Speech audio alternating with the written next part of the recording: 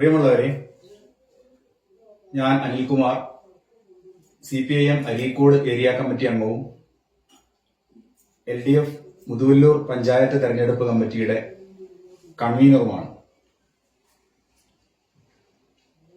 മുതുവല്ലൂർ ഗ്രാമപഞ്ചായത്തിലെ പറപ്പൂര് 6-ാം വാർഡിലെ തദ്ദേശ സ്വയംഭരണ തെരഞ്ഞെടുപ്പുമായി ബന്ധപ്പെട്ട് സോഷ്യൽ മീഡിയയിൽ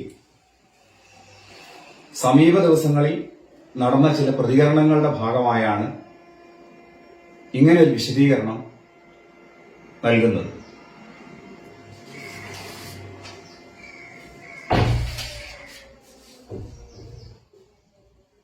മുതുവല്ലൂർ പഞ്ചായത്തിലെ മുണ്ടക്കുളത്ത് വെച്ച് നടന്ന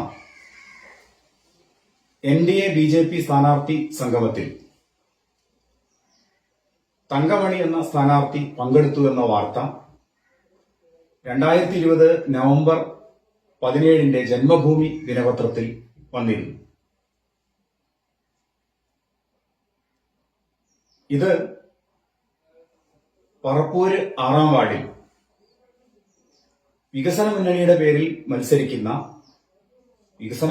പേരിൽ BJP സ്വതന്ത്ര സ്ഥാനാർത്ഥിയായി മത്സരിക്കുന്ന തങ്കമണിയാണെന്ന വാർത്ത സോഷ്യൽ മീഡിയയിൽ പ്രചരിക്കുകയുണ്ടായി.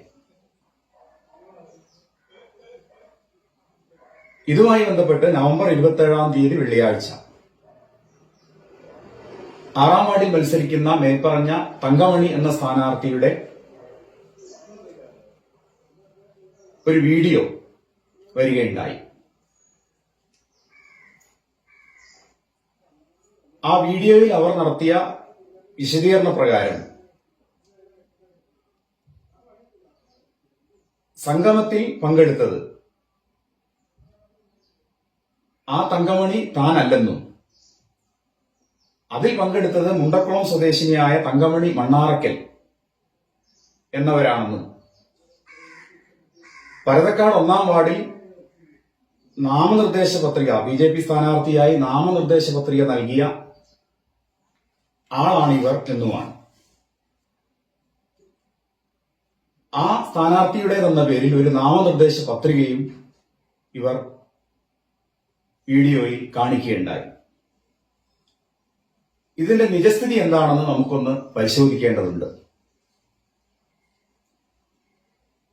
സാധാരണയായി നാമനിർദ്ദേശ പത്രിക സമർപ്പിക്കുമ്പോൾ പത്രികയുടെ ഒരു ഫോട്ടോസ്റ്റാറ്റ് കോപ്പി എടുത്ത് സൂക്ഷിക്കുകയാണ് പതിവ്.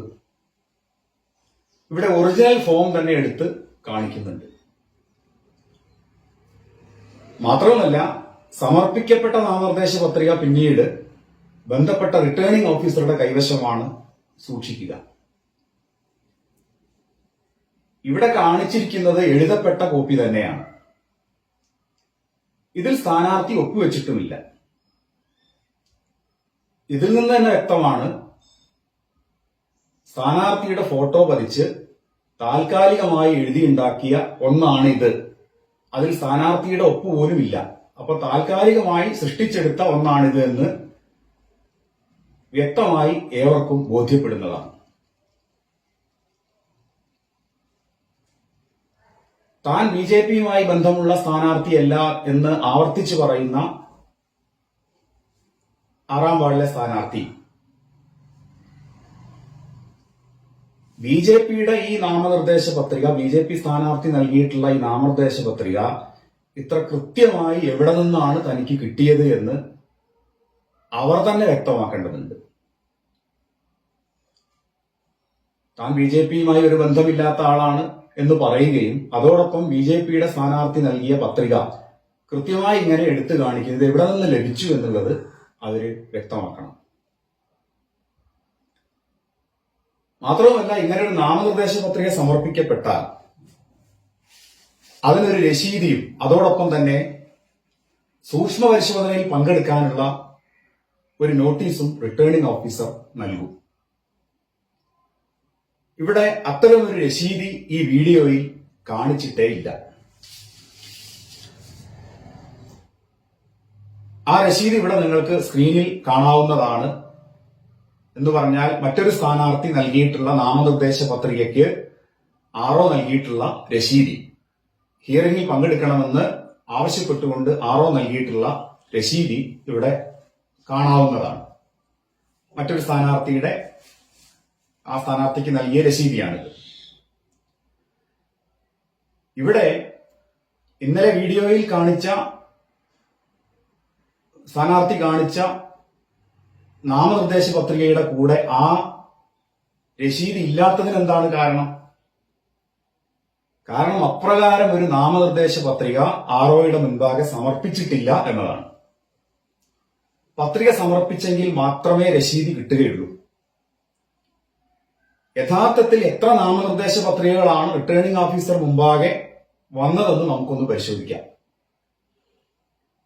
ഈ ലിസ്റ്റ് പഞ്ചായത്തിലും റിട്ടേണിംഗ് ഓഫീസറുടെ ഓഫീസിലും കീഴ്ശ്ശേരി എഐയുടെ ഓഫീസിലും പരസ്യമായി പ്രദർശിപ്പിച്ചിട്ടുള്ളതാണ്. ആർക്ക് വേണമെങ്കിലും ഇത് പരിശോധിക്കാം. 6 നാമനിർദ്ദേശ പത്രികകളാണ് അവിടെ ലഭിച്ചത്.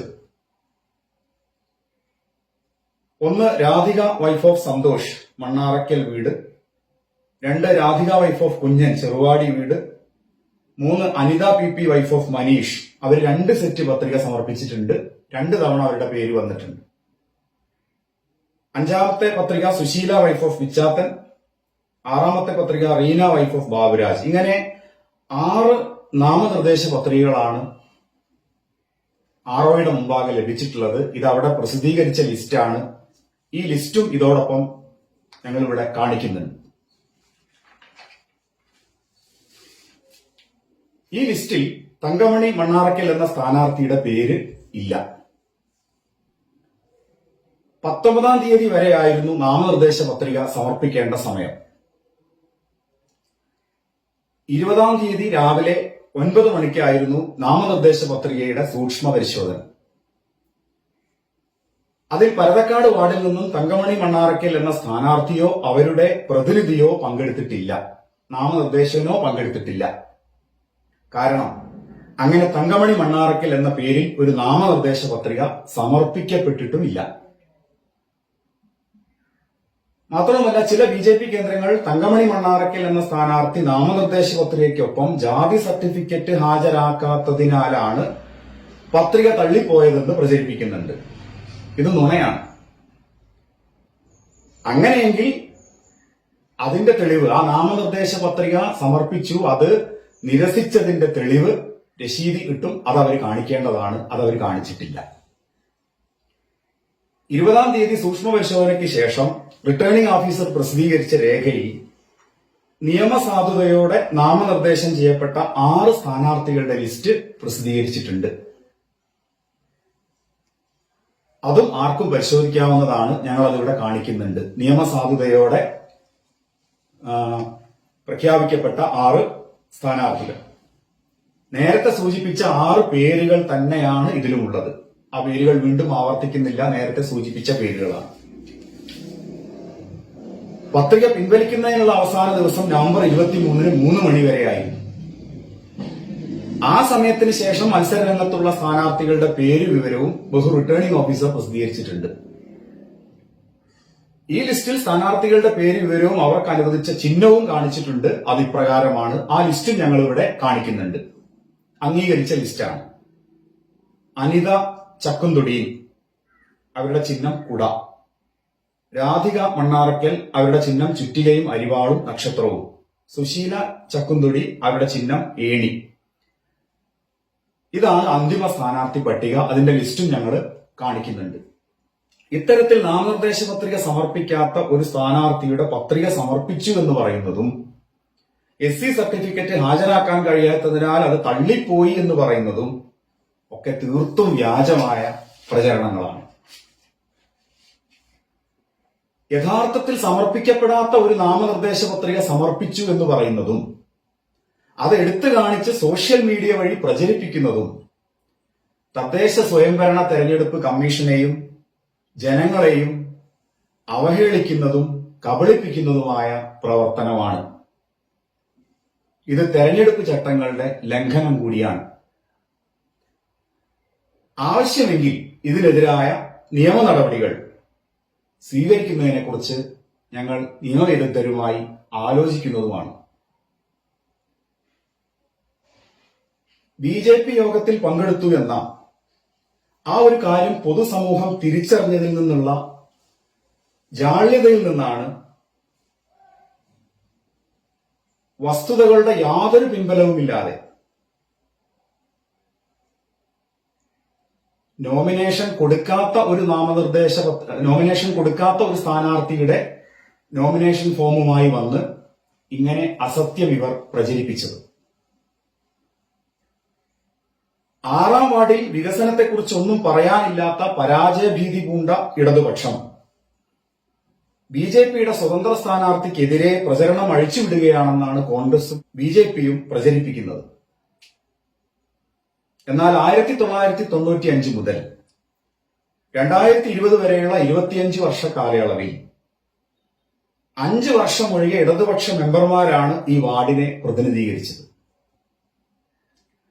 അവർ നടത്തിയ വികസന പ്രവർത്തനങ്ങളെക്കുറിച്ച് ജനങ്ങൾക്ക് അറിയാവുന്നതാണ്.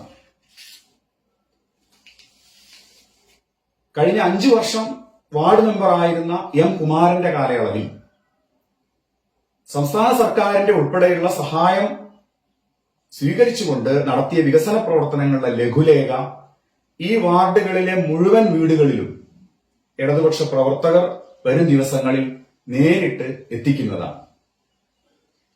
പ്രിയപ്പെട്ടവരെ, കേവലം ഒരു തെരഞ്ഞെടുപ്പ് വിജയത്തിനായി പൊതുസമൂഹത്തിന്റെ മുൻപിൽ ഇല്ലാ കഥകൾ പ്രചരിപ്പിക്കേണ്ട ആവശ്യം ഇടതുപക്ഷത്തിനില്ല. അതുകൊണ്ടാണ് ഇത്രയും കാര്യങ്ങൾ വിശദീകരിച്ച് പറയേണ്ടി വന്നത്. നന്മയുള്ള നമ്മുടെ നാടിന്റെ സമഗ്രമായ പുരോഗതിക്ക് ഇനിയും ഇടതുപക്ഷം ജയിക്കേണ്ടത് അനിവാര്യമാണ്.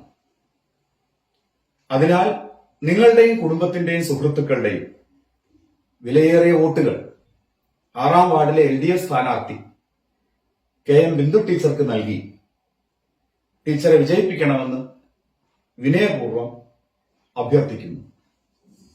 എല്ലാവർക്കും നന്ദി.